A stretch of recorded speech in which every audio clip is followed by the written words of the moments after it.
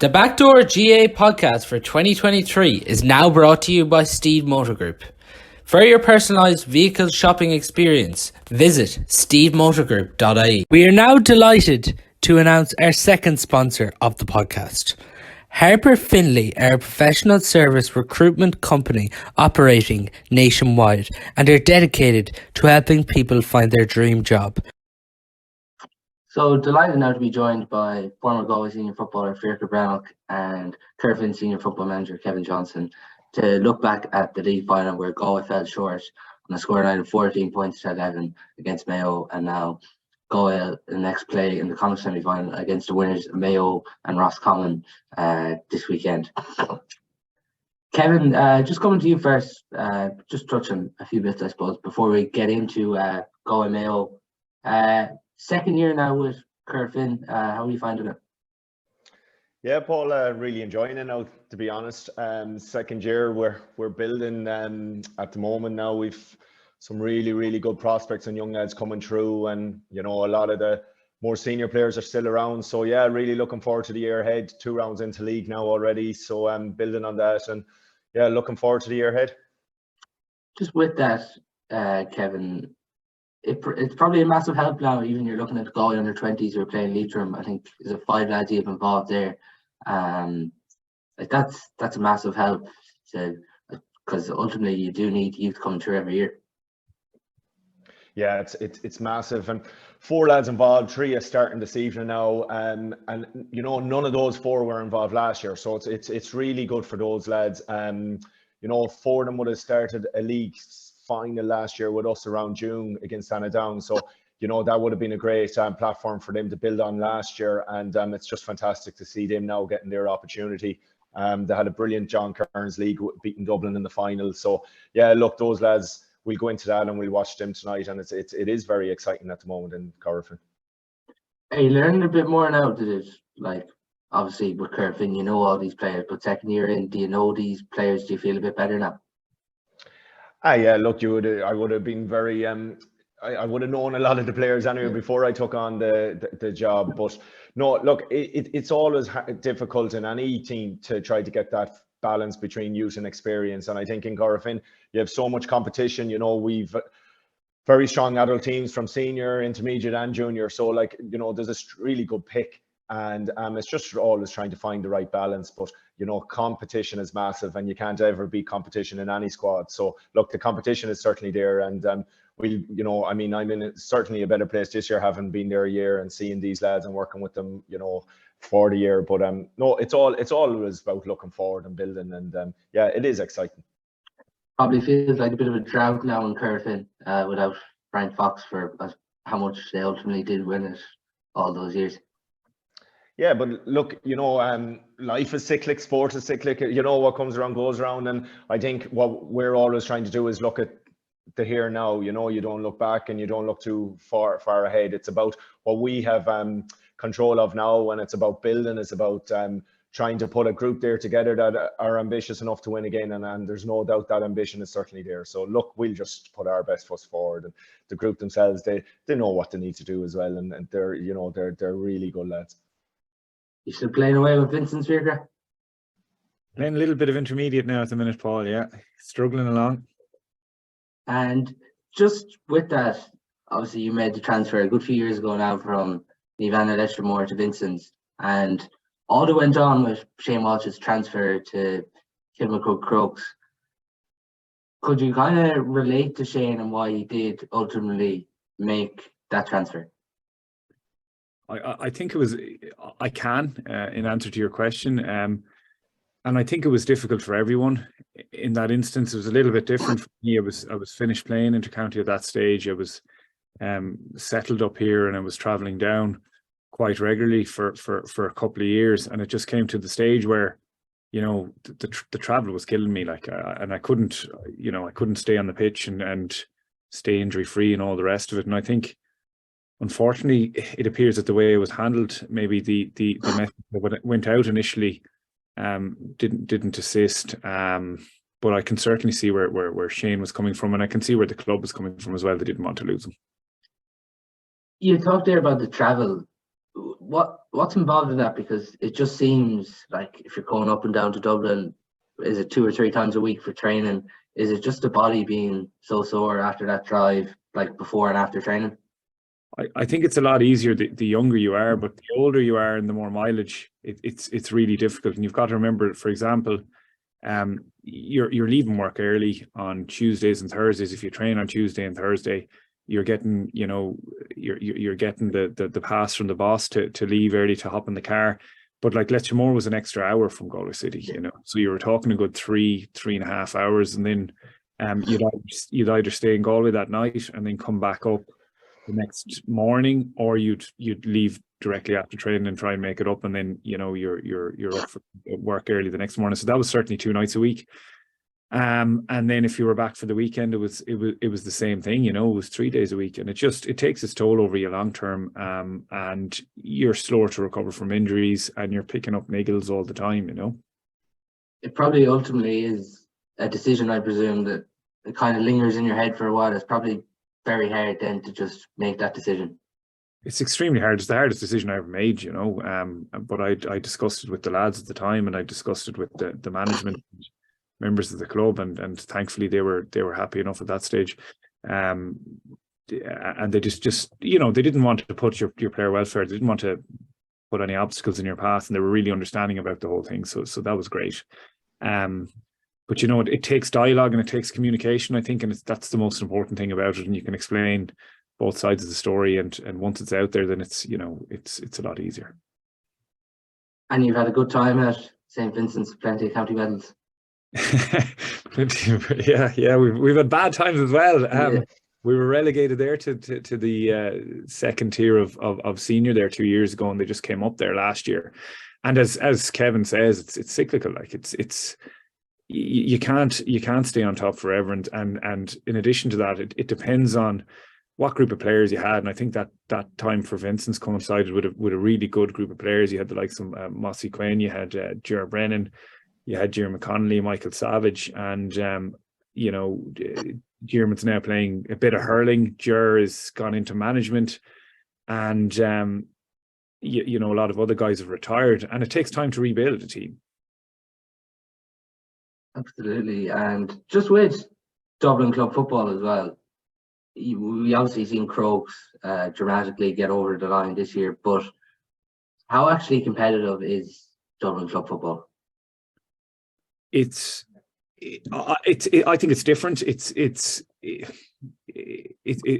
very, very athletic is the first thing that I read. Now, Galway football's at that level now. Well, you see Galway club football so competitive the last couple of years, and Corofin, Mount Bellews, Mike Cullen, Tuam Stars, they're in phenomenal physical shape. But I think when I first moved up there, I just found it was a different game. It was it's all pace, power. Like it's all about that kind of physical side of it, and it took a while to settle down into that.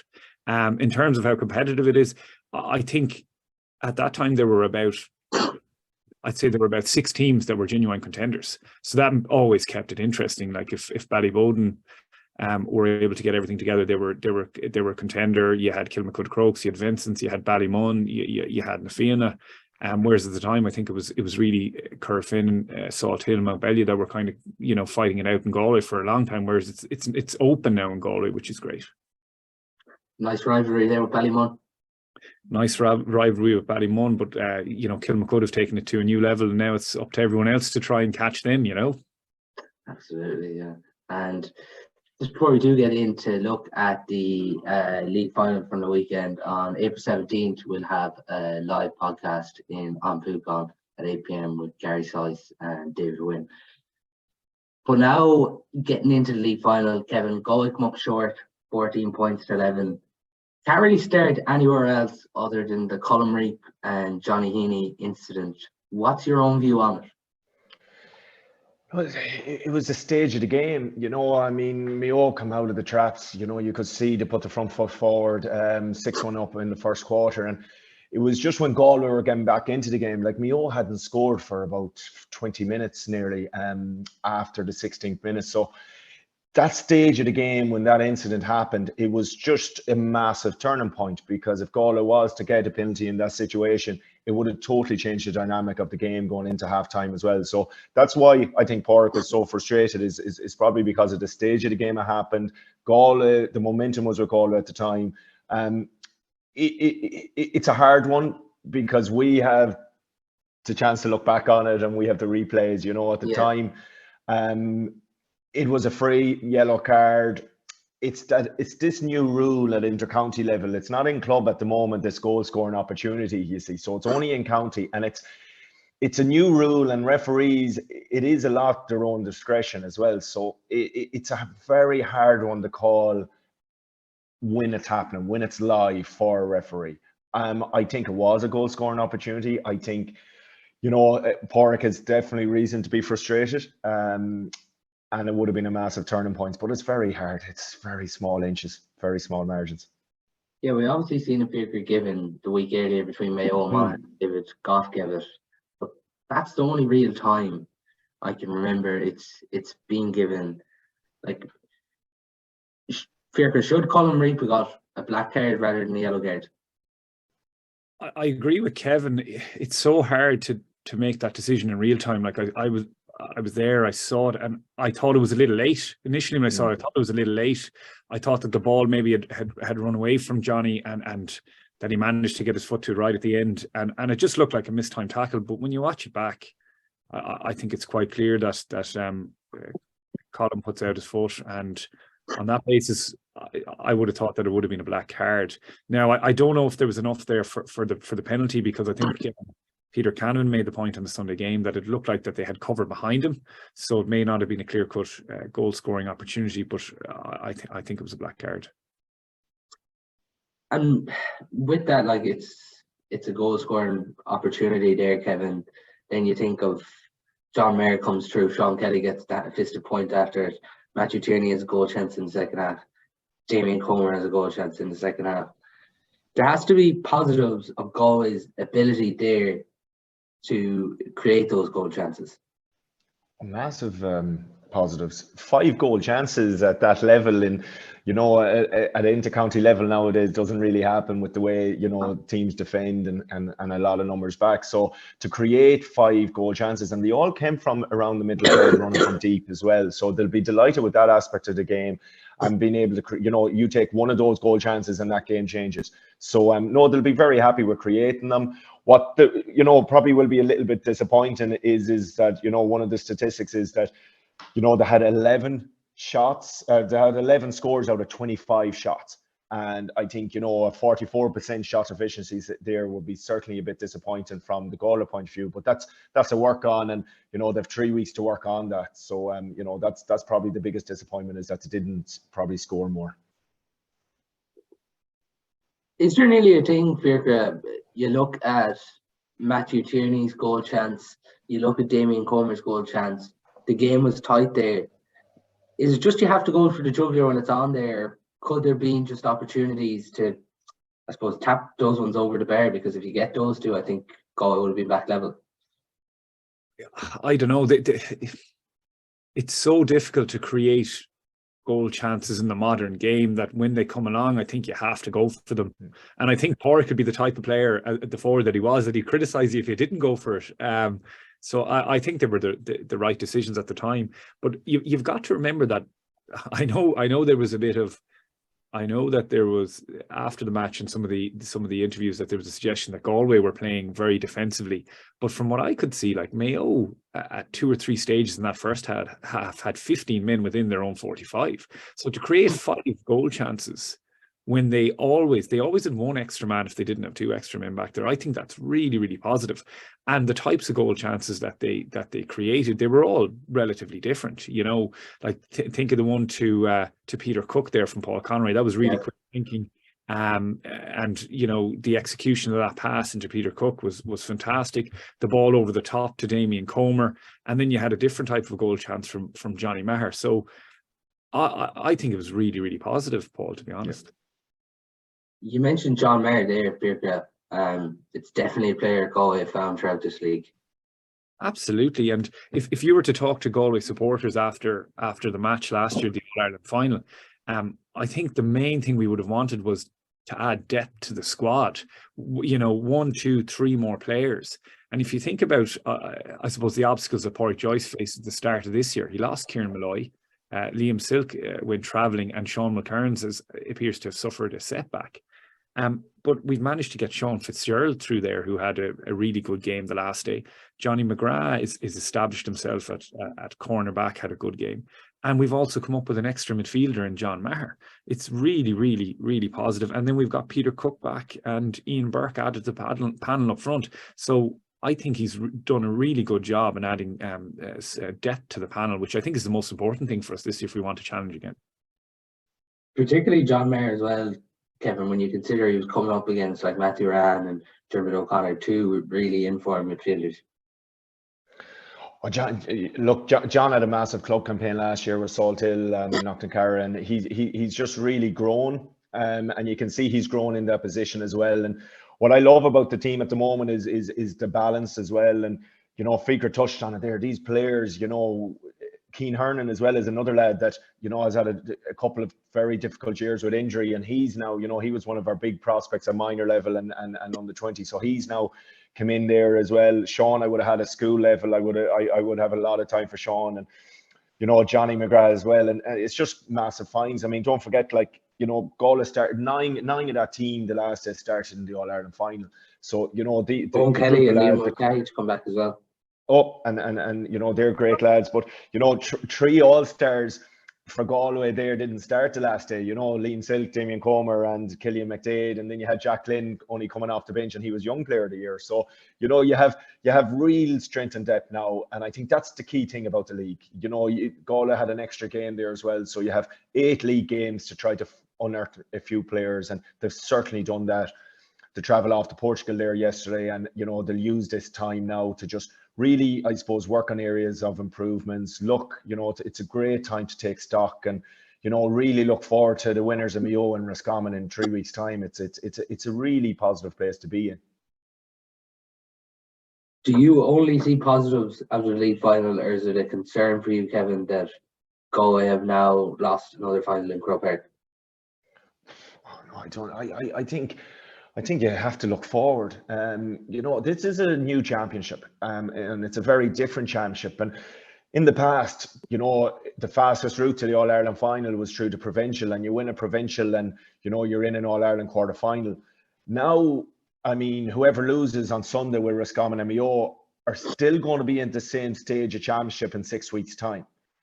So I think that, the round-robin series starts in 5-6 weeks. Galway has 5-6 weeks to really build. They could have a Mayo or a Roscommon game in between that. They would love to win a Connacht championship, go in with momentum, but there's a long championship left, and I think Galway is just in a good place. I don't think they'll look back and losing that league final as we've lost 2 to 3 league finals now in a row, or 3 finals in a row. They won't look at it like that. They look at, we've found strength and depth now. That was the purpose of the league. Let's build on it. Let's look forward to Mayo and Pearse Stadium or Roscommon in High Park in 3 weeks' time. That's the only thing they're looking at now. Would you see it as a concern coming up short in Croke Park, Fiachra? I don't think, not in the context of a league final. I think that they'll be planning for 6 weeks' time, as Kevin says. It's such a new format now, Paul, that it's going to be really hard to know how it beds down, and it's going to take time. And I think that's the time that teams will need to be peaking, really. And I think that's where the most of the concentration will go, that they're peaking in 6 weeks' time. And I think Pádraig touched upon that in his post-match interview. He said, look, we're a little bit behind Mayo at the minute. They're maybe 2 or 3 weeks ahead because, championship is starting for them this weekend. Just an area that was highlighted as well during that game. Shane Walsh was kicking off his right, he was kicking off his left. Now, he was speaking on the GAA social a couple of weeks ago, and he said he doesn't have a weaker foot. But what did you make of that fear of him kicking off either side? Who am I to criticise Shane Walsh, Paul? I think David Tubridy made an interesting point on the Sunday game there when he said, look, when the free taker is there, judging the conditions, judging the wind, it's how he feels at that time, how comfortable he feels. And, when you're not physically there, standing there over the ball, it's really hard to know. So look, I think I'd leave it at Shane's discretion. Would you leave it to him as well, Kevin? Absolutely. Players at that level knows best, and they know their strengths. And, if Shane was happy to do what he did, then absolutely I would support that. And Pádraig would too, no doubt. And there was a 45 that just kind of went short. But with that, when you look back at the game, will discipline for Galway be the area that they'd probably come away frustrated with, Kevin, when you consider Mayo only registered 4 points from play? Yeah,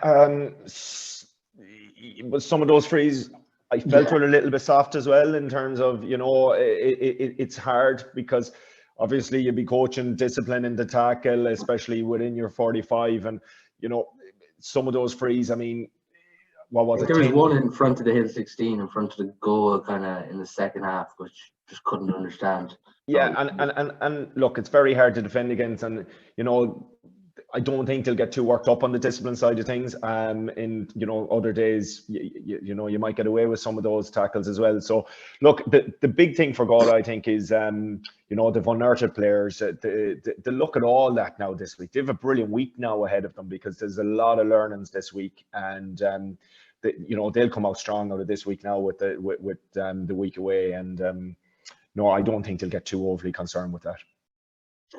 As well, Fiachra, we were talking about John Maher. It was probably Peter Cook's best performance this year. Even you could see late on that game, when you can often see the possession going over and back the way modern football is, but the way he just got that ball in the second half and just went at Mayo, kicked a neat point, and then even you talked about his goal chance, like he really did step up to the plate on Sunday. I think he did, and I think he's a really important player for Galway, and I think we missed him last year, and he adds something a little bit different. You can play him in midfield, you can play him in the half-forward line. He's good in the air, just has all the attributes, and he's just a fantastic footballer. So I'm delighted that he's settled in there so well. Kevin, is the biggest concern now Johnny Heaney's fitness, because he's so, like, you talk about balance. Johnny Heaney is the most important player. Like, he does so much of the unseen work. Yeah, look, he really influences the game. And an awful lot of it, you said there, Paul, is unseen. Johnny is probably the first man on that team sheet every week, for the last few years. And it's the engine he has, it's the work rate he has, and he just goes all day long. And yeah, look, I'm not sure. I haven't heard since in terms of what the injury is, but look, it looked like contact.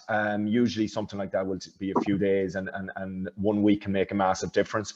And look, he is a massive heartbeat to that team, and he can also, he's always in the right place for the goals as well, which he seems to always find himself in a position just to be the last man at stages as well. So no, he's a massive heartbeat of that team. Just with Johnny Heaney, there was Maurice Brosnan was doing a piece on Off the Ball a few weeks ago, and he was basically saying that he felt Johnny Heaney was Galway's most important player. Would you go along the same lines? Absolutely, he's integral to everything they do, and he is some goal record as well. When you think about it, he has a knack of popping up in the right place, whether it's a PAM goal or whether or not he's coming onto a pass really late, and he's well able to take his points as well. And I think that he'll be very difficult to replace if he's not back, and he's a huge player for Galway. And that's before we talk about all the hard work that he does, all the tracking back, all the tackling, all the kind of doubling up he does as well. I think it'd be a huge loss if he's not back. There's obviously Paul Conroy as well, kind of limped off towards the end. You'd be hoping that isn't too serious. But is the biggest thing now, Kevin, you talked about getting work done, and that's ultimately what they'll be doing in Portugal. But Pádraig and the management team will surely now want to get as close to a full squad back as possible. Yes, but there's time. You see, when you go into a round robin, the fact is that there's 16 teams in a round robin, and Galway's in there already. So that's 5-6 weeks time. 3 out of the 4 teams in the round robin will go into the knockout stages. So, we're 11 weeks away from only 4 teams being knocked out of the Sam Maguire.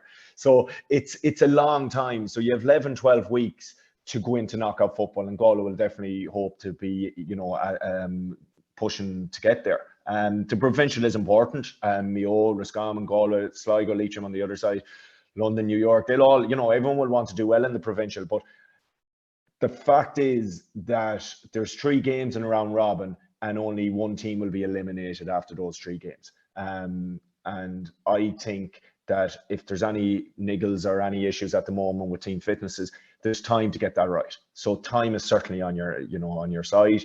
Killian McDade is going to be a massive player to come back in as well. Damien Comer, he's had a couple of weeks post-injury, and he's building. Shane Walsh, was away for the first half of the league as well. And, there's great time there for him to get really, really sharp for championship. The weather will start improving. Yaveen Burke won't be far away either. I'm quite excited about this Galway team coming and seeing them in this round robin stages as well, because where can this Galway team go for you? Well, I mean, they're in, at the moment they're in the top 4. I think they'll be happy with the way the league worked out. After the first 2 rounds, they were on 1 point. They would have felt it was very important to build on last year, and I think they've done that. They've found the strength and depth, and look, they're certainly up there, and they can compete with the best. And no team would like to play this Galway team, and that's especially in knockout football later on in June, July. There's not many teams who will want to play this Galway team. Fiachra, when Kevin's nearly talking there about Connacht Championship and then into this round robin structure, it's hard to even know what to call it. If you call it Super 16s or what do you call it, but it's hard to fathom that you're going to have 4 groups of 4 and 3 teams advancing and preliminary quarterfinals. Yeah, I think you kind of nearly have to treat it as 2 championships, like a preliminary championship with the provincial side of things.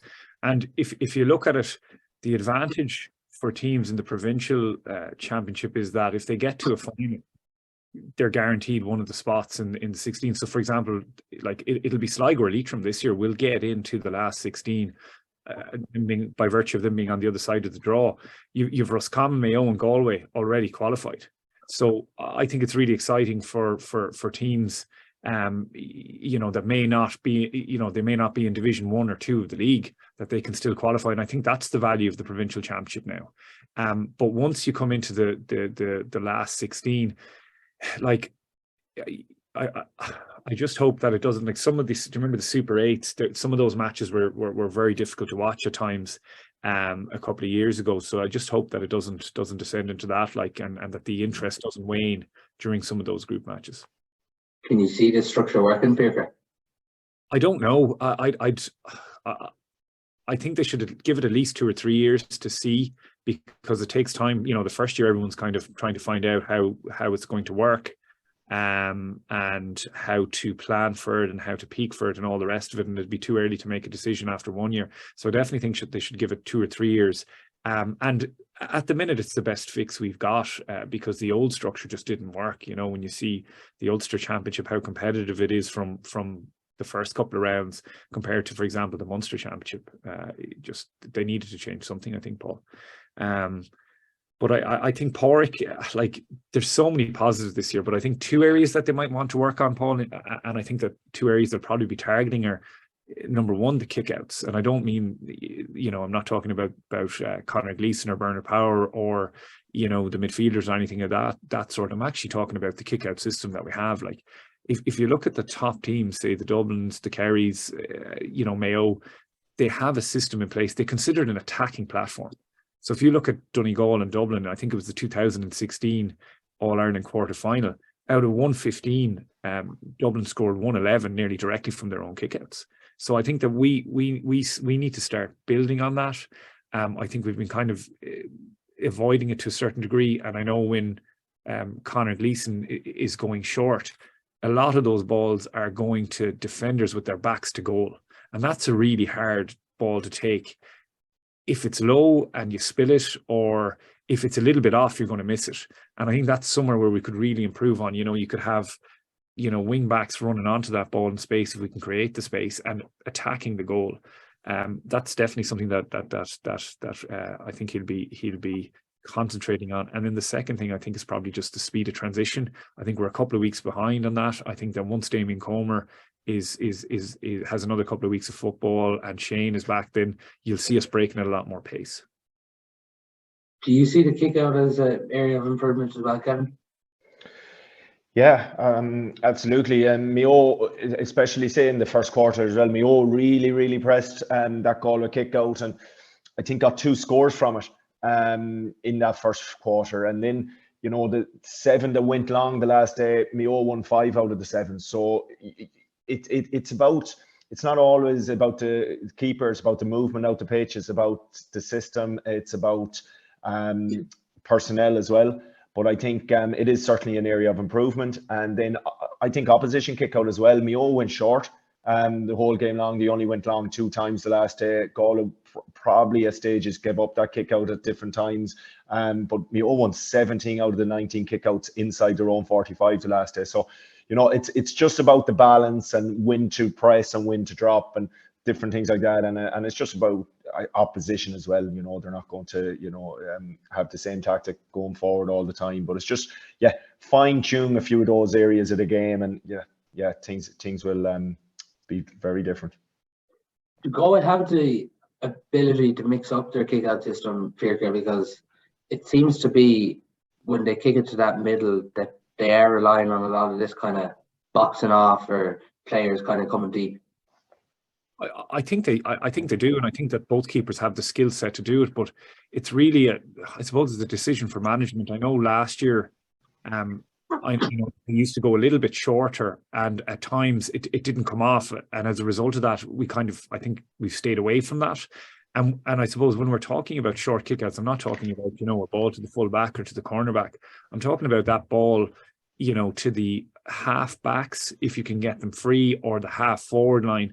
That's the ideal kick out to the 40 or the 60 at a certain trajectory. It's not hanging in the air. It's not a 50-50, but everybody needs to be on the same page. It needs to work like clockwork.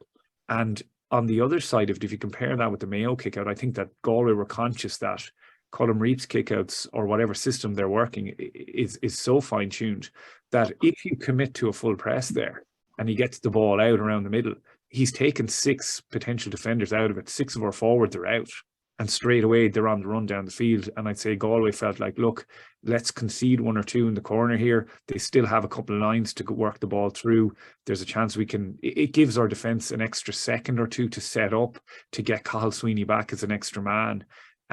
So I do think we have the skill set to do it, but it may be a decision that management, they may not want to make that decision. They may feel a lot more comfortable that we have a lot of big men out the middle. Let's box it out there and compete for the breaks. Do you see them changing it, Kevin? Yeah, because we're going into championship now. It's different than league. League is about working on areas of your game, and you're trying to always build on it and get better. And again, personnel has a lot got to do with your kick-out plans and your kick-out strategies. And there's big, there's big players to come into this Galway team yet. So look, they've time to work on it. That's part of what they'll be doing this week. And they look forward, and look, it's an area of improvement, as Fiachra said, and I think they have time. Time is on their hands. Just with that, Fiachra, Galway's next game, as I mentioned, Mayo or Roscommon on the 23rd of April. If it's Mayo, in Pearse Stadium. If it's Roscommon, it's in Hyde Park. Does this game still hold the same value, given that whoever Galway play, they could possibly meet again? It does, but in a couple of weeks' time, we'll be 3 weeks further on in our journey. Whereas I think it'll probably hold more value to Galway than Mayo, because Galway are a little bit behind in their development and they're peaking for a different time period. So I think Mayo would have been closer to their championship team and championship structure than Galway would have been. Like we've still got Killian McDade to come back. And we've got I think Obviously, there's one or two other guys that you know, Jack Lynn is coming back, and Damien Comer is, you know, will have 3 weeks more football under his belt, and Shane Walsh. So I think we'll be in a different place then in 3 weeks' time, hopefully. And it could well be Roscommon. You know, you look at the final league standings this year; they were on merit, and the 3 top teams were 3 teams from the west, which is great. At the end of the game, when you see Paddy Durkin go up and lift the cup, is there kind of an element of, well, obviously it's Galway Mayo, but is there an element now of getting worried about Mayo? I think we should be very worried about Mayo. I think Mayo are a serious unit this year. When you look at the players that they've brought through as well, you know, they've got McBrien, I think, is it at fullback. They've found 2 really good cornerbacks in Coyne and Callanan. And you know, Tommy Conroy's coming off the bench. Like they've built a serious team, and I think that both teams are going to be in the hunt, and it's going to be, you know, it's going to be really interesting this year.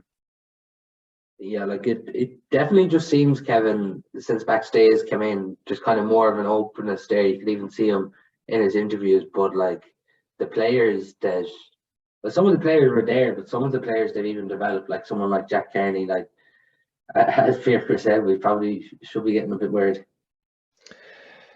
Look, Mayo hasn't gone away. You know, Mayo's played in how many All-Ireland finals in the last few years. So look, I think what I would see in the Mayo camp at the moment is there is a freshness, and you know, they all seem to be going the same direction. An absolute serious management team, and just the way they're working for each other. But it's very early in the year as well, and it is. And you know, that momentum that they've built from the league, they'll be absolutely delighted. Listen to McStay, you know, he was over the moon with the win. But the fact is that now we're into another phase of the season. And to me, it's when we go into the knockout phase. The knockout phase, July football, that momentum, it's very difficult to keep going. You know, how they approach the Roscommon game on Sunday, because if they were to lose against Roscommon next Sunday, they've 5 weeks then to really prepare for a round robin championship. It's 6 games to win in All Ireland then, while if they go and beat Roscommon, then they have to go and they have Galway and Pearse Stadium, and that's obviously the route they want to go. But it's just hard to know what this Mayo team will be like when it comes to July, because we're a long way from July yet, and there's a lot of football to be played before then. And you know, it's great at the moment, but other teams are only, you know, the likes of Kerry, the likes of Dublin, they'll get a lot better as well. And the northern teams as well are going to have a brilliant Ulster Championship. So, no, look, it's all to play for. And just to finish, Kevin, like, what's the biggest positive you take out of the league for Galway? I think it's unearthing those new players, and I think it's, you know, Johnny McGrath, Sean Fitzgerald in the corners there. They're well capable now at inter-county senior level. Keane Hearn and John Maher, 2 big lads. I think the likes of Peter Cook, Ian Burke coming back in, you know, they're experienced players now. And I just think it's a strength and depth with the few players to come back. Damien Comer after his injury, Shane Walsh now after his breakaway. Like, he, you know, there's a freshness in this Galway team as well. So I think they'll be delighted with finding these new players. Although they're not that new, it's just that they're now 2nd, 3rd year in the setup. It's very difficult to go straight into an inter-county setup from club or from underage and just make it the 1st, 2nd year. Like, a lot of these lads I'm talking about are in their 3rd year now in the setup. So, you know, they're now physically ready for the next level. And I think that's the most exciting thing from the Galway point of view, is that, yeah, there's strength in depth now. We've a real strong squad there. Is that the thing as well, Fiachra? If we suffer injuries, if we suffer setbacks throughout the year, that it won't be as big as a deal for some of these players to come in because they've got these high quality games in the league.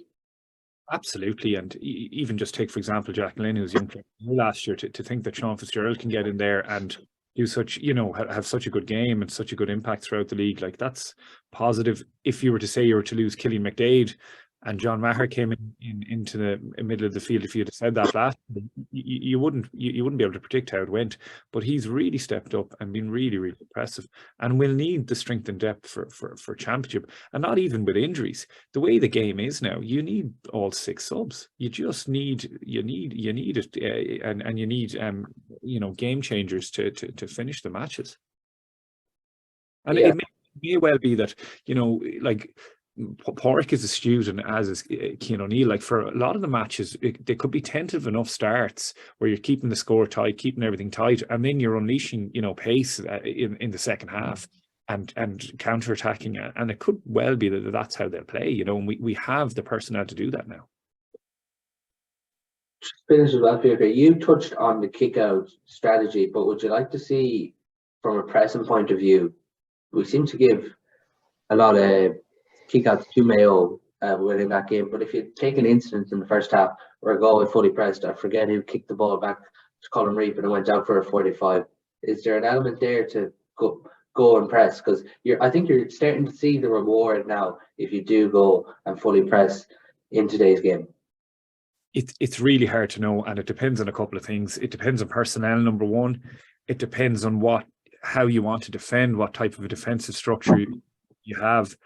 And it is, I can tell you, it's so difficult to press. It's not possible to press for the entirety of the game. It's just not possible. Your best chance is from a dead ball. So take, for example, you've got a free, you've got a 45, everyone's in position, everyone can push up, you can press at that stage. But for a lot of the match, you're not going to be able to do that with if you have a really good keeper who has those kicks in his locker.